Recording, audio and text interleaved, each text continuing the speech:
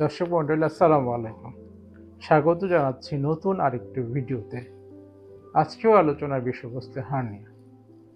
আমার কাছে অনেক রোগী হার্নিয়া অপারেশনের জন্য আসে এবং বিভিন্ন ধরনের কোশ্চেন বা প্রশ্ন করে থাকেন। বিশেষ করে হার্নিয়া অপারেশনের পরবর্তীতে কোনো ধরনের সমস্যা হবে কিনা সেই বিষয়ে। এর মধ্যে অন্যতম একটা প্রশ্ন যেটা অনেকের মধ্যেই দেখা যায় যে আমাকে জিজ্ঞেস করে, বিশেষ করে কুঁচকির হার্নিয়া অপারেশনের ক্ষেত্রে অনেকে প্রশ্ন করে, আচ্ছা স্যার, অপারেশন করার পর আমার তো বাচ্চা নেই, বাচ্চা নিতে কি কোনো অসুবিধা হবে? স্বাভাবিক, এটা একটা মনের মধ্যে তার এই ধরনের প্রশ্ন আসতেই পারে।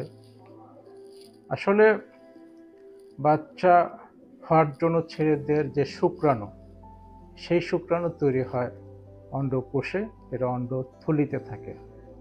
এই অন্ডকোষ থেকে একটা নালীর মাধ্যমে সাধারণত এটা আসে।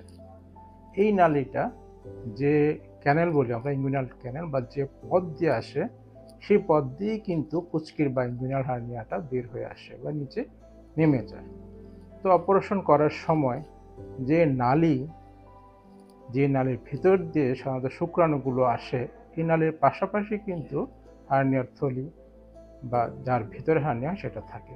তো স্বাভাবিকভাবে একটা মাথায় চিন্তা আসতেই পারে যে ওখানে অপারেশন করার সময় সেই নালীতে কোনো ধরনের ক্ষত হয় কিনা।